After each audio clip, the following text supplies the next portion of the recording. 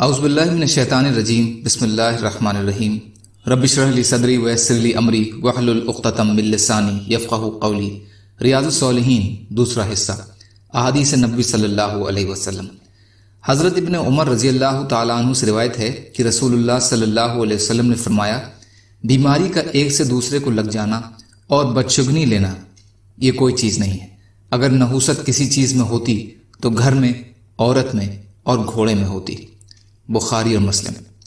فائدہ، اس کا مطلب یہ ہے کہ کوئی چیز بھی بذات خود منحوس نہیں ہے، البتہ اپنی کچھ صلاحیتوں کی وجہ سے کچھ چیزیں کچھ لوگوں کے لیے نحوست یعنی تکلیف کا سبب ہو سکتی ہیں، جیسے گھر تنگ ہو یا پڑوسی اچھے نہ ہوں، یا ایسے گھر میں انسان سکون اور راحت سے نہیں رہ سکتا، بیوی بانجھ ہو یا بد زبان ہو یا بد کردار ہو وغیرہ۔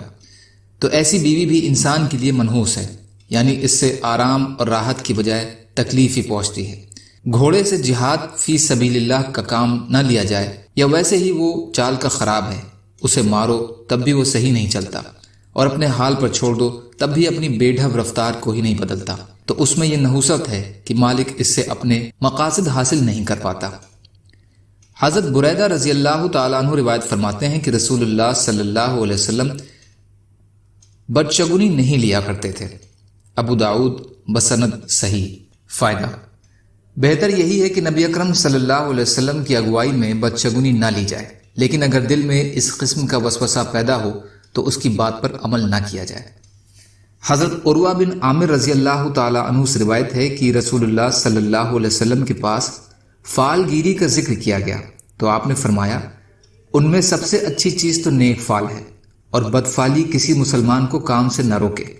تو جب تم میں سے کوئی شخص ناگوار چیز دیکھے جس سے بدشگنی کا وسوسہ پیدا ہو تو یہ دعا پڑھے، یا اللہ تیرے سوا کوئی بھلائیاں نہیں پہنچاتا، اور تیرے سوا کوئی برائیاں نہیں ٹالتا، اور برائیوں سے بچنے اور نیکی کرنے کی قوت سے مالا مال ہونا تیری ہی توفیق سے ممکن ہے۔ یہ حدیث صحیح ہے، اسے ابو داؤد نے صحیح سند سے روایت کیا ہے۔ فائدہ، طیرہ سے معنی پوری طرح فالگیری کے ہیں۔ اچھی فال اور بری فال دونوں کے لیے استعمال ہوتا ہے۔ مسلمان کا شیوا اچھی فال لینا ہے، نہ کہ بد فالی لینا۔ اس لیے ایک مسلمان جب کسی کام کا ارادہ کر لیتا ہے تو اسے کوئی بدشگنی اس سے نہیں روکتی، کیونکہ اس کا یہ پکا عقیدہ ہوتا ہے کہ حقیقی کارساز اللہ تعالیٰ ہی ہیں۔ اس کے علاوہ وہ اللہ تعالیٰ سے برائی دور کرنے کی دعا بھی کرتا ہے۔ دوسرا کہ جس چیز سے عام طور پر لوگ بدفالی لیتے ہیں یا دل میں اس قسم کا وسوسہ پیدا ہو تو اس وقت یہ دعا پڑھنا مستحب ہے، یعنی ناپسندیدہ چیز دیکھ کر اللہ تعالیٰ سے بھلائی کی طلب اور برائی سے بچنے کی دعا کرنی چاہیے۔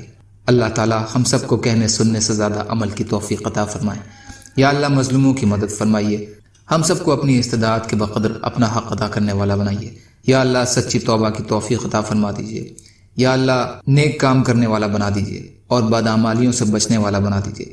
سبحان ربک رب العزت عما یصفون وسلام علی المرسلین والحمد للہ رب العالمین برحمتک یا ارحم الراحمین۔ لا الہ الا اللہ محمد رسول اللہ والسلام علیکم۔